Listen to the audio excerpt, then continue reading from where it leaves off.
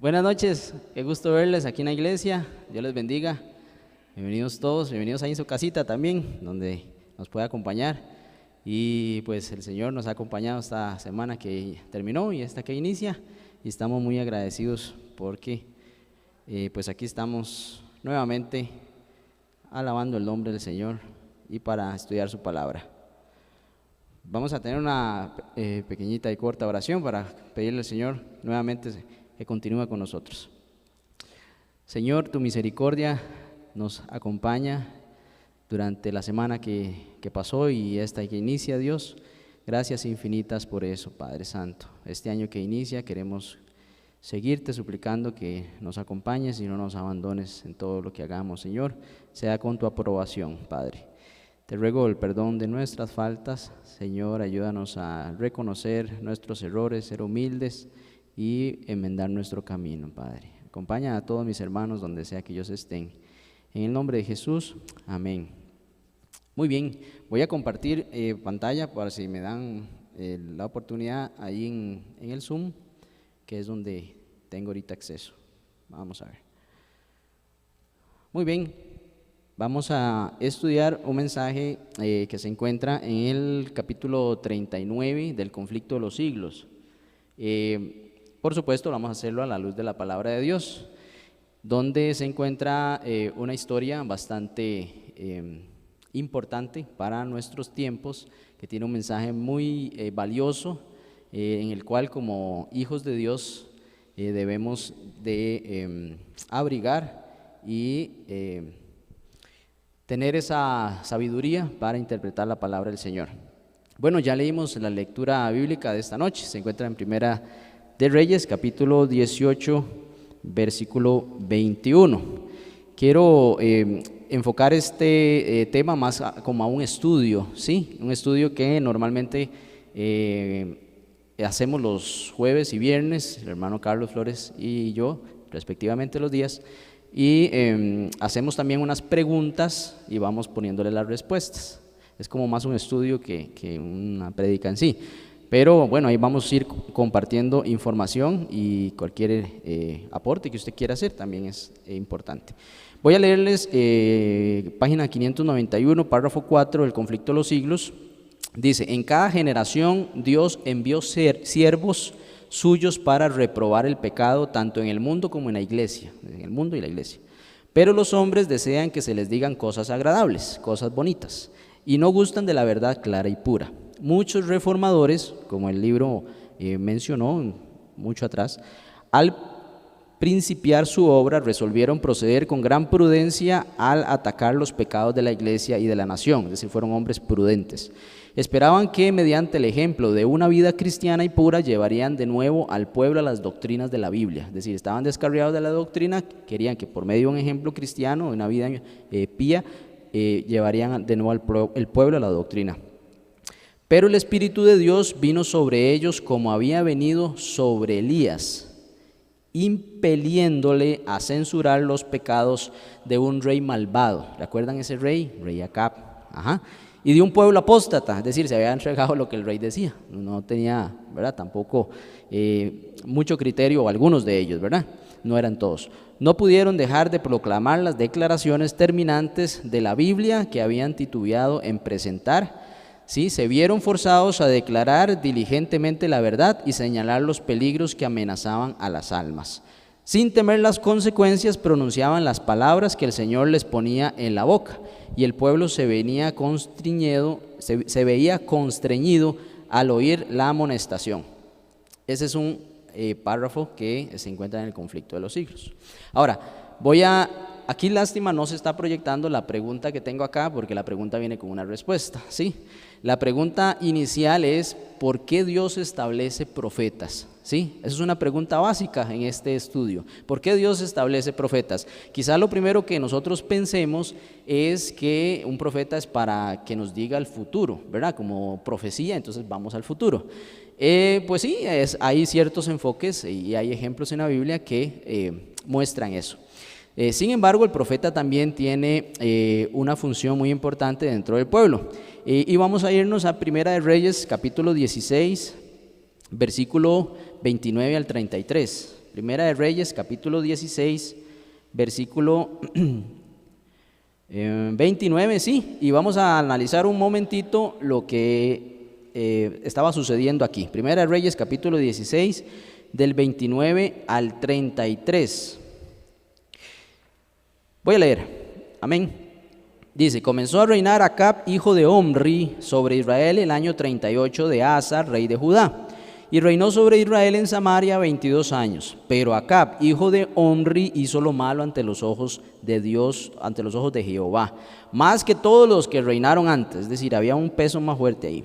Pues no le bastó andar en los pecados de Jeroboam, hijo de Nabat, sino que tomó por mujer a Jezabel, ¿sí?, hija de Edbaal, rey de los Sidonios, y sirvió a Baal y lo adoró. Construyó además un altar a Baal en el templo que él edificó en Samaria. También hizo Acab una imagen de acera para provocar así la ira de Jehová, Dios de Israel, más que todos los reyes de Israel que reinaron antes de él. Es decir, había un pueblo que estaba apostatando de lo que Dios le había pedido. Dios hace un pacto con el pueblo de Israel, ¿sí? Ese pacto es: yo soy un Dios celoso y yo les pido a ustedes que como yo soy un Dios celoso y ustedes me adoran a mí, pues entonces no tengan otros dioses que no solo eran ajenos, sino que también eran falsos, porque al final eran estatuas que ni hablaban, ni caminaban, ni daban nada, pero bueno, el pueblo insistía en eso. Entonces ese pacto que Dios establece con su pueblo es como un matrimonio, ¿sí? El esposo le dice a la esposa: mire, usted y yo nos debemos fidelidad. Hay un pacto que hacemos para que no se transgreda y usted no busque pues un amante, un novio, y pues me deje a mí, ¿verdad? Es como un pacto relacionado a un matrimonio. Y el rey, como función de dirigente del pueblo, tiene esa falta gravísima, como otros lo tuvieron, pero aquí él incrementó los pecados y él pues hace que el pueblo se desvíe, ¿no? Y empiece a ser parte de esa gran apostasía que estaba generando el rey, porque también hay otra situación más complicada. Toma por mujer a una sacerdotisa de Baal, es decir, no era ni una mujer, podemos decirle, pagana del otro pueblo, sino que una mujer líder religiosa que era una sacerdotisa y por ende pues tenía un impacto más grande sobre el pueblo, porque era una líder en esa área. Entonces, en ese aspecto, Dios establece el ministerio, podemos decirle, de Elías, porque Elías viene a exhortar al pueblo de esa situación que ellos están viviendo, que están dejando a Jehová en ese pacto que había hecho el pueblo con Dios, ¿sí? Entonces Dios levanta a Elías para que corrija, es decir, ustedes me están fallando, ¿sí? Yo vengo a decirles que si ustedes no arreglan esa situación, vamos a tener que, algo va a tener que suceder y fuerte, ¿no? Y ese pacto se está quebrantando. Entonces, aquí la primera pregunta que yo he presentado dice: ¿por qué Dios establece profetas? Está la lectura bíblica y la respuesta es: para volver al pueblo a Dios por sus pecados, es decir, para mostrar que tienen que regresar hacia el pacto que el Señor había establecido con ellos. Aquí hay otra respuesta un poquito más amplia, porque ellos han dejado el pacto inicial, ¿sí? Semejante a un matrimonio en donde la mujer, en este caso la iglesia, ¿no?, está fallando y le pide que vuelva al pacto inicial.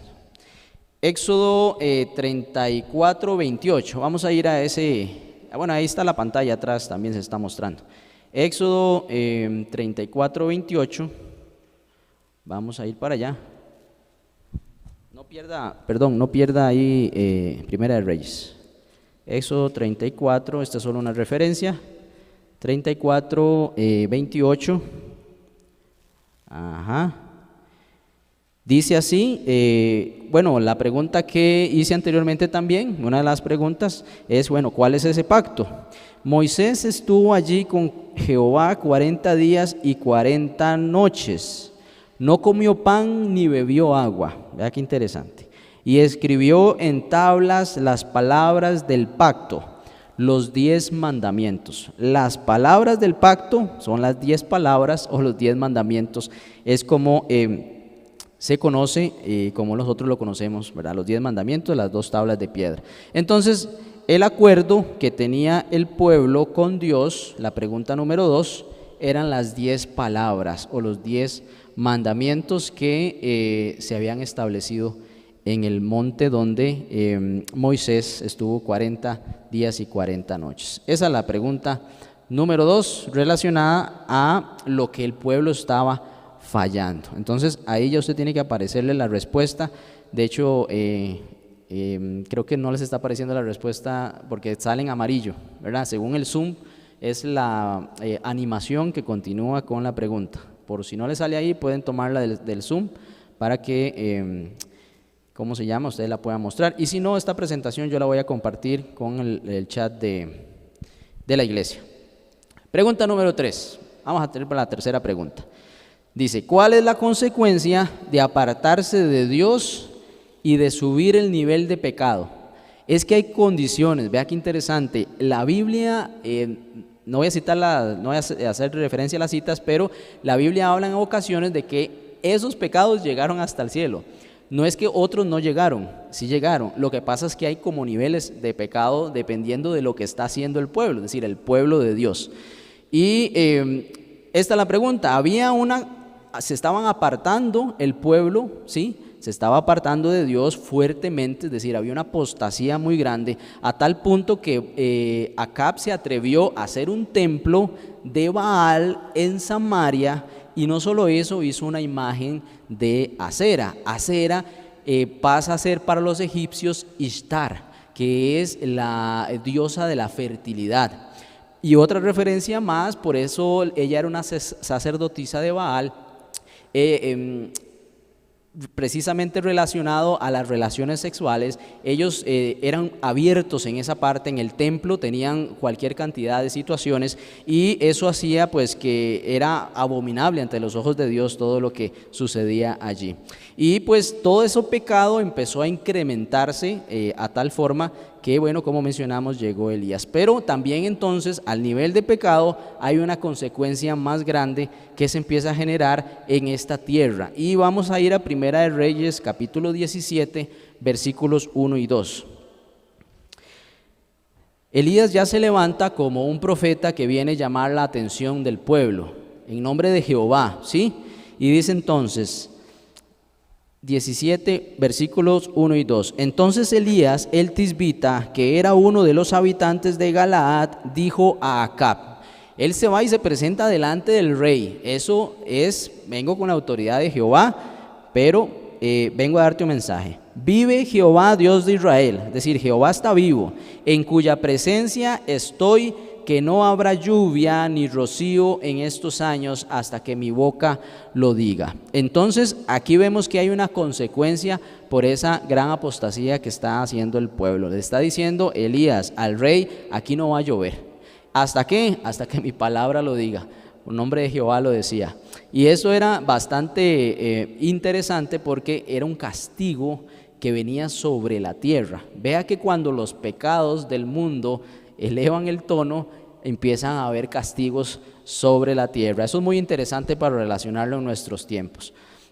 Entonces, la respuesta que tenemos ahí a la pregunta número 3 es ¿qué es la consecuencia por apartarse de Dios y subir ese nivel de pecado? ¿Sí? La tierra es castigada y no provee o no es prosperada. Es decir, hay consecuencias sobre los que allí habitan en medio de esa situación. Por allí tenemos alguna situación en Sodoma y Gomorra semejante o similar.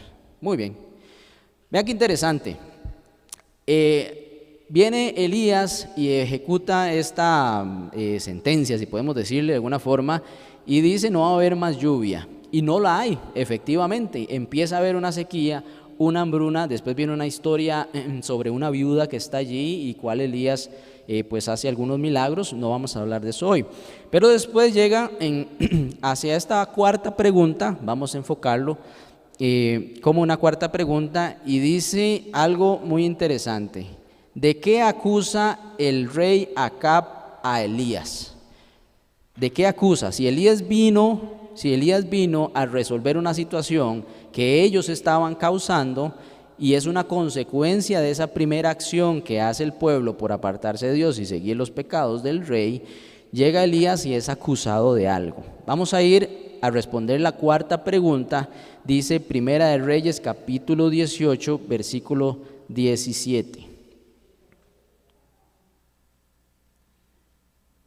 Ok, 17, sí. 16 y 17. Vamos a leer nada más el 16 y el 17 porque tenemos otra pregunta más adelante a responder. Dice, entonces Abdías fue a encontrarse con Acab, le dio aviso, por cierto, Abdías era un profeta de Dios que servía a Acab como rey él, pero era temeroso de Dios y le había salvado la vida a 50 profetas de Dios porque Jezabel quería matarlos y entonces le fue a dar pan y agua a esos hombres, a esos profetas, pero le servía a Acab directamente y se encontró Elías con Abdías y le dijo, vaya a donde Acab y dígale que yo quiero hablar con él. Y entonces cuando Acab vio a Elías en el versículo 17, le dice, cuando lo vio, le dijo, ¿eres tú el que perturbas a Israel? Vea qué interesante. Como si fuera Elías el originario del problema que ahí está sucediendo. Es decir, le está haciendo una acusación, le está diciendo, usted es el que está haciendo este gran problema, usted es el que trae todas las situaciones aquí, la hambruna, usted sabe la cantidad de problemas que se me han generado a mí porque no llueve. Imagínense que es que no llueva, es un problema enorme. Que llueva mucho es otro problema, ¿no? Pero que no llueva creo que todavía es otro problema más importante porque el agua es primordial y si no, pues entonces se mueren las bestias, hay pestes, no se puede solventar necesidades básicas y entonces llega y hay un problema de la naturaleza que está sucediendo, hay un problema climatológico y entonces llega el rey. Pues yo no sé si hizo una reflexión en su cabeza o qué le pasó por ahí, pues decirle, es usted el que está haciendo esto y está causándonos este gran mal a nosotros. Entonces la respuesta de la pregunta número 4, le vamos a decir que Elías está siendo acusado, un hijo de Dios está siendo acusado por un rey de provocar una gran hambruna en su pueblo. Él realmente lo que vino fue con palabra de Jehová diciendo, ustedes tienen y están haciendo esto, si no lo corrigen va a venir esto. Es decir, él solo mencionó lo que Jehová había dicho y ellos pues habían desobedecido porque no enmendaron el camino y siguieron con su perversión y ahí vino la consecuencia. Muy bien, entonces si podemos identificar en la quinta pregunta que quiero hacerles hoy es, ¿cuál era la doble apostasía de Acab e Israel? ¿Sí? ¿Cuál era la doble apostasía de Acab e Israel? Y principalmente como rey, él tenía que velar por su pueblo. ¿Usted sabe que es el rey de Israel persiguiendo los profetas de Dios? Eso es inaudito. O sea, una cosa es que, bueno, no haga lo que le corresponde como dirigente, sea inepto, pero que vaya a matar a los profetas de Dios, eso es increíble. Claro, era manipulado también. Ahora vamos a ver una cita del espíritu de profecía relacionado a eso. Pregunta número 5, ¿cuál era la doble apostasía de Acab e Israel? Primera de Reyes, capítulo 18, versículo 18. Vamos a ver, por aquí tiene que andar. Sí, está la respuesta que dice Elías a Acab, ¿verdad? A la pregunta que él está diciendo, dice, no, yo no he perturbado a Israel, yo no he hecho eso, sino tú y la casa de tu padre escuche bien, abandonar los mandamientos de Jehová. Esa es la primera apostasía, es decir, dejó el pacto de Dios sobre los mandamientos de él. Y la segunda es de seguir a los Baales, eso se llama idolatría. Entonces es una falsa adoración al dios Sol, porque Baal representaba un dios en el cual ellos, pues sí, era muy impresionante, pero hay que adorar al Creador, y eso era lo que los israelitas tenían, esa particularidad en ese momento de la historia. Entonces, el primero es quebrantar los mandamientos de Dios, ¿sí? Eso es lo que le está mencionando Elías. Y la segunda es una falsa adoración, es decir, ustedes están adorando falsamente a no solo Baal, ¿sí?, que tenían como ser masculino y que también lo relacionaban al dios Sol, sino a Sera, quien le llamaban ellos la reina de los cielos, que después pasó a ser Ishtar, y que diosa la fertilidad, y por ahí la sacerdotisa Jezabel pues tomaba ese tipo de representación, por eso es que hacían muchas cosas en el templo. Muy bien, entonces esa era la doble apostasía que Elías estaba reclamándole al rey, y le estaba diciendo: olvídese, no soy yo, es usted, por haber hecho esto, que usted sabía que no tenía que hacerlo, no podía ser ignorante al respecto, y que estás llevando al pueblo a esa falsa adoración a un Dios que no es el Dios que creó los cielos y la tierra, sino que es un Dios que simplemente has adoptado de un pueblo pagano traído por la quien es tu mujer. Muy bien, ahí tenemos la quinta pregunta que le estamos dando respuesta. Ahora, no solo eso reprendió Elías, reprendió algo más. No solo eso reprendió Elías. Y vamos a buscar la respuesta en la sexta pregunta. ¿Qué otro acto reprendió Elías? Y así nosotros podemos estudiar la Biblia. Vea qué interesante. Vamos a ir estudiando y podemos hacer preguntas sobre eso. Cuando usted va haciendo preguntas sobre lo que usted va leyendo en la Biblia, usted puede hacer un estudio bíblico relacionado a eso. Vea qué interesante. Usted puede ir haciendo un material que después puede compartir con alguien y me dice: mire, tengo estas 10 preguntas que salieron de un capítulo de la Biblia. Vea qué importante, y usted puede ir generando algunos estudios bíblicos, y esa es la intención que queremos estos domingos. Ir generando documentación como estudios bíblicos con preguntas que se pueden utilizar. ¿Qué otro acto reprendió Elías? Vamos a buscar Primera de Reyes, capítulo 16, versículo 31.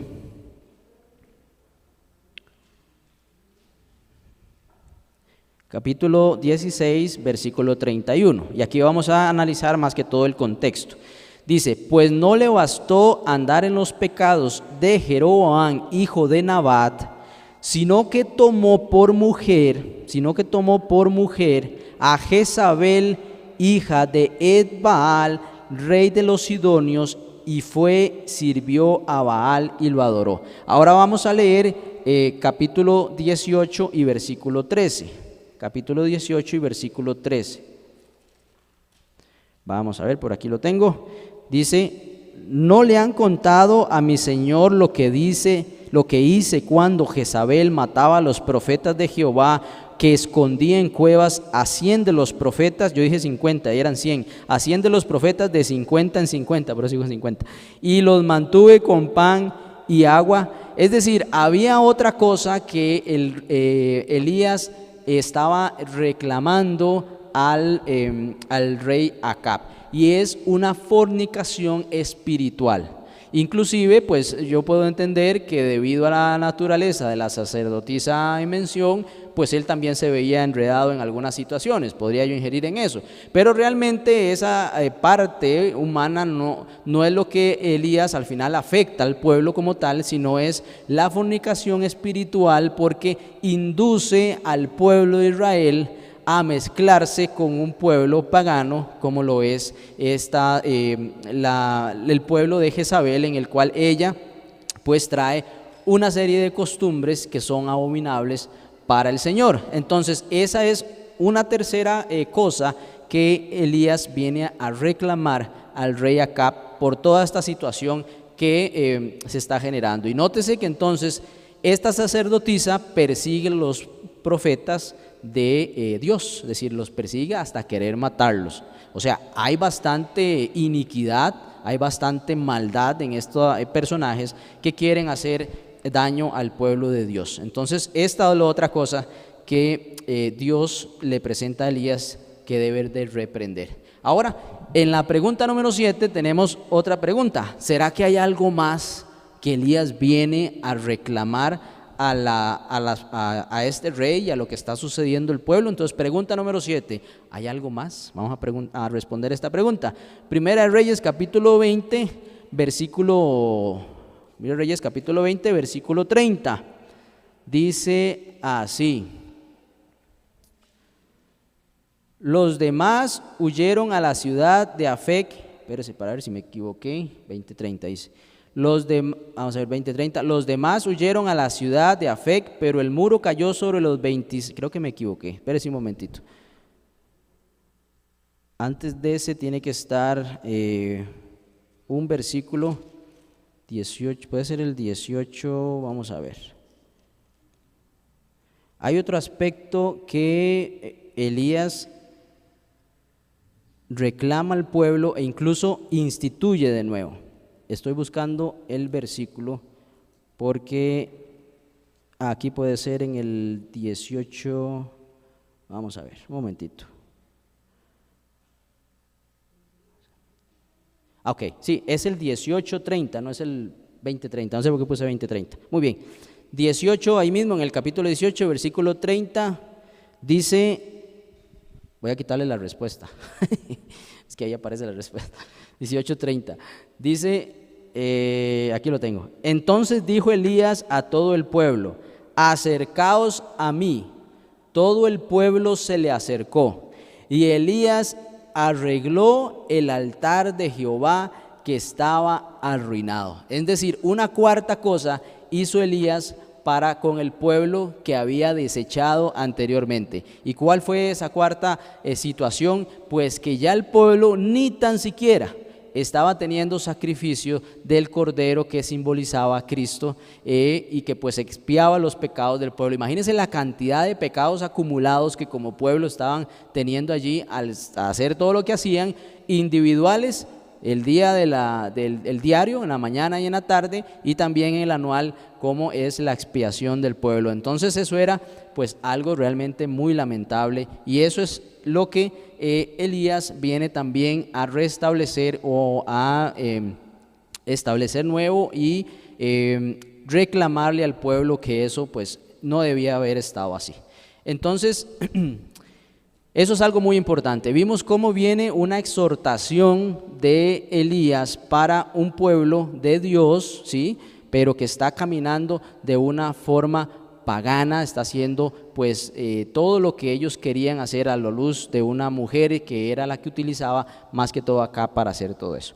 Entonces vamos a identificar según lo que hemos estudiado cuáles son o eran los enemigos de Elías, porque Elías tenía enemigos. Elías podía decir, es que yo aquí estoy solo, estoy en un problema enorme, pero bueno, Jehová me está mandando y yo tengo que dar una respuesta a esta situación terrible, pero tenía enemigos. Ahora, Acab era el rey de Israel, ¿sí? Acab era un rey que técnicamente él tenía que generar directrices de forma del orden que estaba en el pueblo. Es decir, él era un líder de alguna forma político, podía ser también espiritual, pero los líderes espirituales más que todo eran los sacerdotes o los profetas.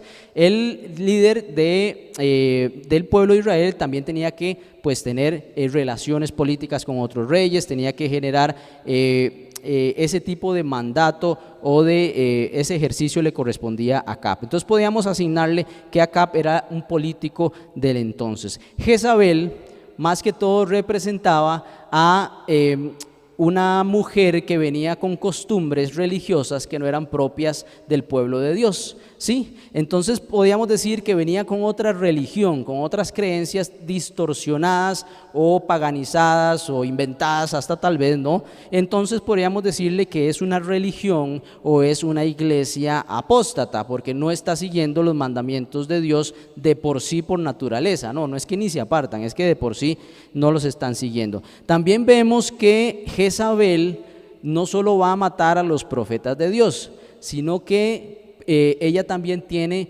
ejerce un sacerdocio a otros profetas que están sirviéndole a ella. Dice la palabra en Primera Reyes, en algún momento dice que ellos se sirven de la mesa de Jezabel, es decir, Jezabel los alimenta, los tiene pues contentos de alguna forma, ¿no? Entonces tiene falsos profetas para ella, pero son falsos, ¿no? Para los efectos del pueblo de Dios y de lo que Dios quiere de un profeta. Y también que el pueblo estaba claudicando entre Jehová o Baal. A mi criterio estaban más del lado de Baal. ¿Por qué? Porque habían quitado los sacrificios del cordero. Entonces tendían más a irse a la parte de Jezabel, a la parte apóstata, a Acera, ¿sí? Porque hay todo un tema relacionado a esto que yo he estado estudiando de por qué era tan fácil irse a esos dioses y conservarse en Jehová. Hay toda una respuesta relacionada a eso, pero el pueblo hacía esta parte. Entonces era un pueblo que, si estaba contento también, pues realmente para Elías era alguien que venía a levantar polvo y hacer cosas que iba a perturbar la nación, y así a simple vista más de uno le reclamaba, ¿no? Elías, ¿por qué usted viene a hacer esta situación acá? ¿Verdad? No analizando que está buscando reformar la nación del pueblo de Dios. Entonces podemos decir que eran muchedumbres, era mucha gente que estaba ahí pues siendo simplemente manipulada por estos elementos, estos conceptos que están aquí representados en estos personajes. Muy bien, vamos a leer algo de Profetas y Reyes acerca del rey Acab. Y aquí no es una pregunta, vamos por la pregunta 8 y vamos bien de tiempo. Entonces, Acab, vamos a leer algo que dice Profetas y Reyes, página 84. Ok, cobarde y débil era Acab. Oiga, no era un hombre firme de pensamiento, de carácter, no. Acab carecía de fuerza moral. Aquí interesante. Su casamiento con una mujer idólatra de un carácter decidido, es decir, la mujer sí tenía un carácter decidido y temperamento positivo, fue desastroso para él. Fue algo desastroso para él y por ende para la nación, ¿sí? Como no tenía principios ni elevada norma de conducta, su carácter fue modelado con facilidad por el espíritu resuelto de Jezabel. Y en la versión en inglés dice que su carácter era como plastilina, es decir, era como que él podía ser moldeado muy fácil, manipulado dependiendo quién estaba ahí. Claro, se topa con esta mujer que tiene pues bastante, no sé si criterio que de lo que ella quiere, pero es una mujer que desea agarrar a ese rey y hacerlo como ella quiere, y entonces pues vemos los resultados de lo que ahí se conformó, y Acab pues no terminó. Bueno, de hecho Acab, si leemos la historia de Acab, él creció, el papá, que ahí decía que el papá, Omri, él había ya idolatría. Como niño él empezó a ver esas cosas y eso también afectó, siendo que el carácter de él era así, afectó en su formación. Muy bien, pregunta número 9. Vamos bien con el tiempo, vamos bien con las preguntas. ¿Qué hizo? Bueno, sucede algo. Viene Elías y restablece el sacerdocio o el sacrificio, más bien dicho, el sacrificio del Cordero de Dios en el monte Carmelo. Y usted y yo sabemos la historia, y si no la podemos repasar, en el cual pues se le da la oportunidad a los profetas de Baal, ¿verdad? Esos falsos profetas, a hacer ese altar, y entonces ellos ahí clamaban, dice que hasta se cortaban, y sangre como era de costumbre, no era que lo hicieron ahí, como era de costumbre, dice el capítulo 18, y pues hasta mojaron allí todo, y no apareció en todo el día, y el profeta Elías pues ahí, bueno, ¿y será que anda de paseo? O sea, ¿dónde es que andará su Dios? Porque verá algún tipo de manifestación interesante ahí, pero al final vino el momento crucial para Elías de demostrar, ¿sí?, que Jehová era el Dios vivo de Israel, y ahí era una demostración de un milagro poderoso, y hasta, bueno, ahí Elías dice, bueno, corten el animal para el sacrificio y pónganle en agua y denle un poco más de agua y hasta que chorree las piedras, y para que no haya duda quién es Jehová. Y a diferencia de los sacerdotes que andaban pegando brincos ahí como locos y decían y hasta seguro se chocaban uno con otro, Elías en una posición pues bastante reverente, un hombre con mansedumbre, respetuoso, dirigiendo la oración, dice, Señor, yo vengo aquí ante tu presencia, y bueno, y sucede el gran milagro, cae el fuego del cielo, que eso tuvo que haber sido impresionante, ¿no? Haber visto eso realmente fue impactante, y aún así después Elías hace una pregunta muy interesante, que aquí la tenemos dentro de las preguntas que queremos hacer, y vamos a retomar un momento ese momento también. Pregunta número 9. ¿Qué hizo Elías después del monte Carmelo? Primera de Reyes, capítulo 19, versículo 3. Vamos a buscar Elías, capítulo 19, versículo 3. Cuando Elías hace este acto impresionante en nombre de Jehová, en el cual hasta las piedras dice que quedaron casi que desmenuzadas del poder del fuego que ahí cayó, y ese milagro tan impresionante, él llegó y tomó los falsos profetas y acabó con ellos a la orilla ahí de un lugar, y pues eliminó esa parte apóstata que había en el pueblo, esos dirigentes, falsos dirigentes religiosos.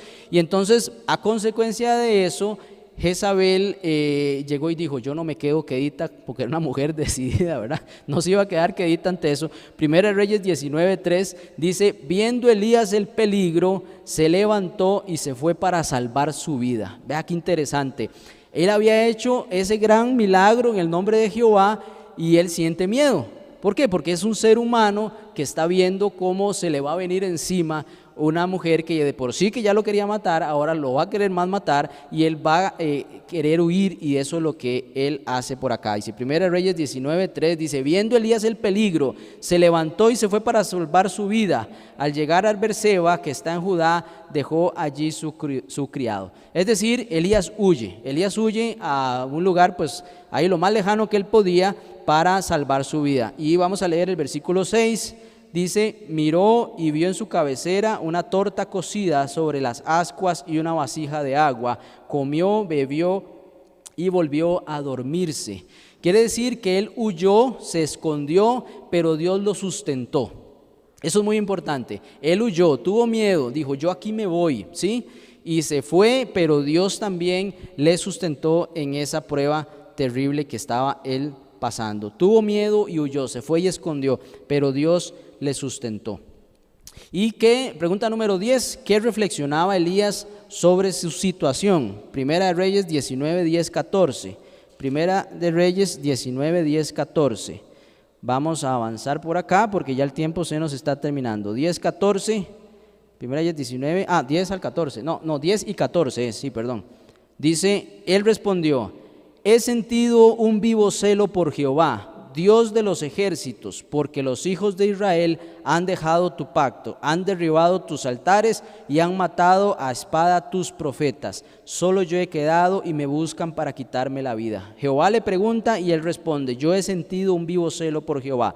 Y 14 dice: he sentido un vivo celo por Jehová, Dios de los ejércitos, porque los hijos de Israel han dejado su pacto. Es decir, Elías se encontraba muy triste porque los hijos de Israel habían dejado el pacto, y él dice: yo siento un vivo celo porque esta situación se enmiende, porque han matado profetas tuyos, Jehová, y ha habido pues gran abominación entre el pueblo. Eso era un celo que él tenía, y es algo muy importante que usted y yo podemos reflexionar sobre las cosas de Dios. Es un celo vivo por que las cosas se hagan como Dios desea que se haga, ¿no? Y aquí algo muy importante: ¿qué le prometió Dios a Elías? La pregunta número 11, en el versículo 18 del capítulo 19, vamos ahí mismo, dice 18, 19, dice, 19, 18, pero haré que queden en Israel 7,000 cuyas rodillas no se doblarán ante Baal y cuyas bocas no lo besaron. Vea qué importante. Elías se siente solo allí y dice: yo tengo un vivo celo, pero yo me siento solo. Hay personas que están siendo hasta matadas, como los profetas, como sucedió, están siendo asesinadas, y hay una mujer que viene a cobrar venganza, y él dice: usted no va a estar solo. No solo lo sustentó, ¿sí? No solo lo cuidó, sino que le dice: van a haber otros hermanos como los que estamos aquí sentados y los que nos están viendo, que vamos a quedar, que no vamos a doblar rodillas ante Baal, quien es el que está ahí como rey, y que Acab todavía no deja de adorar. No estaría solo, sino que 7,000 lo van a acompañar. Voy a leer el Espíritu Profecía ya para ir terminando. Dice Conflicto de los Siglos, página 593: a los que obedezcan con toda conciencia a la palabra de Dios se les tratará como rebeldes. Oiga, así como trataron a a Elías. Se les va a tratar como rebeldes, cegados por Satanás. Padres y madres habrá que serán duros y severos para con sus hijos creyentes. Es decir, ¿por qué usted está provocando esto?, le van a preguntar. Los patrones o patronas oprimirán a los criados que observen los mandamientos. Los lazos del cariño se aflojarán. Se desheredará y se expulsará de la casa a los hijos. Se cumplirán a la letra las palabras de San Pablo: todos los que quieren vivir piamente en Cristo Jesús padecerán persecución. ¿Sí? En 2 de Timoteo 3:12. Cuando los defensores de la verdad se nieguen a honrar el domingo al Dios Sol, unos serán echados a la cárcel, otros serán desterrados y aún otros serán tratados como esclavos. Y a mí esto me parece muy importante lo que sigue. Dice: ante la razón humana todo esto parece ahora imposible. Sí que lo parece. ¿Sabe por qué? Porque ahora hay mucha proclamación de derechos, ¿no es cierto? Ahora todo tiene derecho, sin importar, digamos, el análisis del contexto, pero ante la razón humana, aunque todo parezca que ahora todo el mundo tiene derecho, eso se va a ir en contra de los hijos de Dios, y ahí sí va a tener razón, aunque no la tenga, ¿no? Pero a medida que el espíritu refrenador de Dios se retire ante los hombres y estos sean dominados por Satanás, que aborrece los principios divinos, se verán cosas muy extrañas. Oiga usted, más de las que se ven, sí, pero eso va a ir en contra de cualquier razonamiento humano. Voy a avanzar por acá. Eso similar le pasó a Juan el Bautista, y como ya no tengo tiempo, voy a decirlo rápidamente. Ahora estábamos hablando, don Jorge y yo, con respecto a Juan el Bautista. Herodes, política. Herodías, religión, mujer fornicaria. La hija, una imagen de la mamá, pero era un falso sacerdocio, es decir, una falsa profeta, si podemos decirlo allí. Y Juan el Bautista es muerto por este sistema en conjunto de estos poderes. Se repite esta figura en el futuro. Malaquías 4:4 dice que vendrá otro Elías. Y Apocalipsis 16:13 dice que en el dragón se cumple los reyes de la tierra como Herodes, porque dragón es el personaje de Satanás, pero Satanás también se representa como reyes, por ejemplo en el caso de Herodes, que vino a matar a Jesús, y en este caso de Herodes también, que vino a matar a Juan el Bautista. Es decir, se puede representar también como reyes de esta tierra. La bestia, que en Apocalipsis 17 es una mujer fornicaria, y el falso profeta, que es la imagen de la bestia o las hijas de este. Es decir, en el futuro, en la parte profética, estos personajes se vuelven a repetir, y los hijos de Dios van a ser, como lo vimos, acusados de todas estas cosas.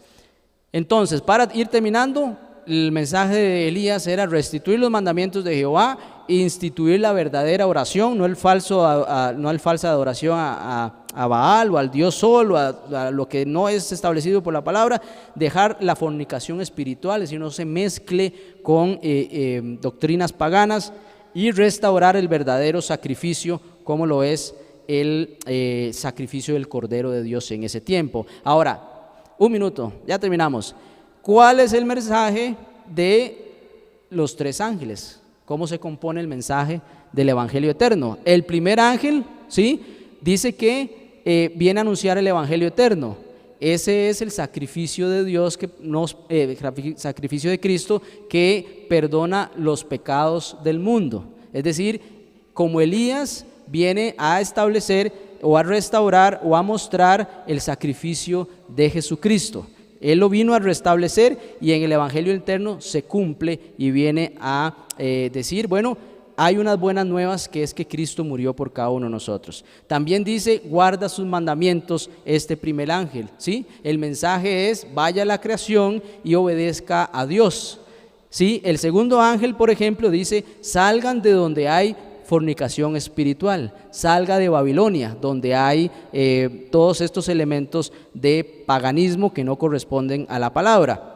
Y el tercer ángel dice, no adoren, ¿sí? Porque no adoren a la bestia, no a su imagen, no adoren al Dios Sol, no adoren a elementos que no están dentro de la palabra, o no adoren, o sea, adoren a Dios y no adoren a esos falsos dioses, sino que adoren en el sábado que fue santificado por Dios. Entonces, 4 elementos vino a decir Elías en ese mensaje a Acab el rey, y también se pueden comparar con 4 elementos que vienen como parte del mensaje de los 3 ángeles. Entonces, mis queridos hermanos, ya para finalizar, la pregunta que concluye este tema es la que Elías hizo en Primera de Reyes, capítulo 18, versículo 21. Entonces Elías, acercándose a todo el pueblo, dijo: ¿hasta cuándo vacilaréis vosotros entre 2 pensamientos? Si Jehová es Dios, seguidle; si Baal, id en pos de él. Y el pueblo no respondió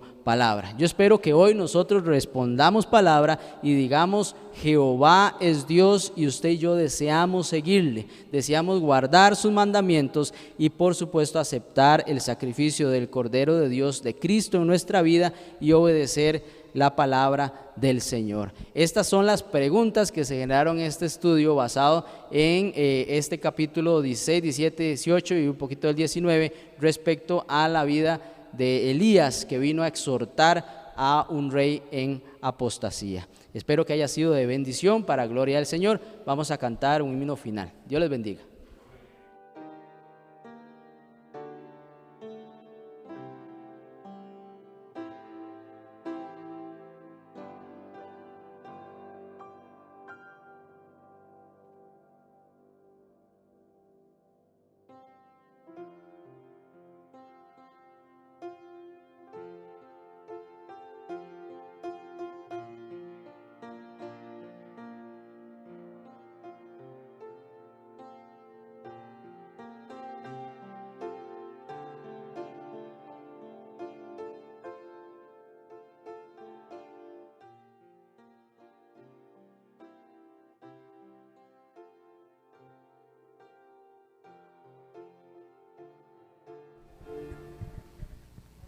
Así es, qué bendición del tema, que Dios nos ayude a tener esa fe de Elías. Puestos en pie, vamos a finalizar con el himno número 212, A tu puerta Cristo está. A tu puerta Cristo está.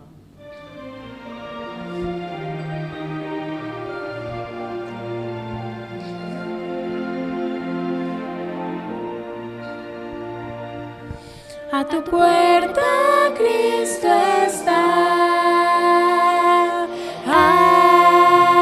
ábrele, si le abres entrará, ábrele,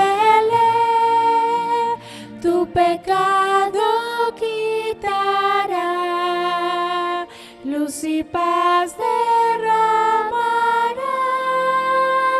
su perdón te otorgará.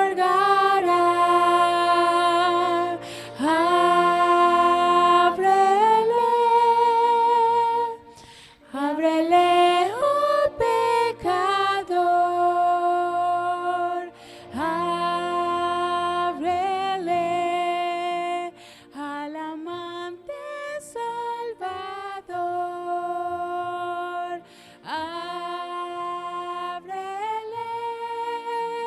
Hoy te ofrece salvación, del pecado el perdón, saciará tu corazón. Ábrele,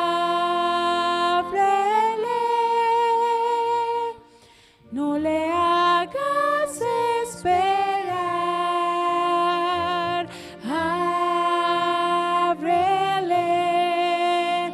No le obligues a marchar. Ábrele, qué dolor después tendrás cuando en vano clamarás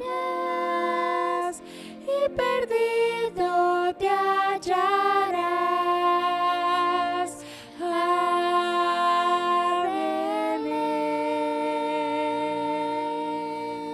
Amén. Muy bien, muchas gracias. Nos pasamos un poquito, pero vamos a terminar con la gracia del Señor y vamos a despedirnos. Oremos. Oh Dios Padre, Señor, gracias. Qué bello estudiar tu palabra. Gracias porque encontramos ejemplos importantes de hombres y mujeres que entendieron la misión y obedecieron a tu voz, Dios. Ayúdanos a tener esa actitud, Padre, para primero alabarte, obedecerte, escuchar tu voz y aplicarla en nuestra vida, Señor, y corregir lo que se necesite hacer, Dios. Gracias porque lo haces con amor hacia nosotros y queremos escuchar tu voz. Acompaña ahora que vamos a nuestros hogares y protege nuestra familia y que sea todo conforme a tu voluntad. En el nombre de Jesús, amén. Muchas gracias. Dios les bendiga.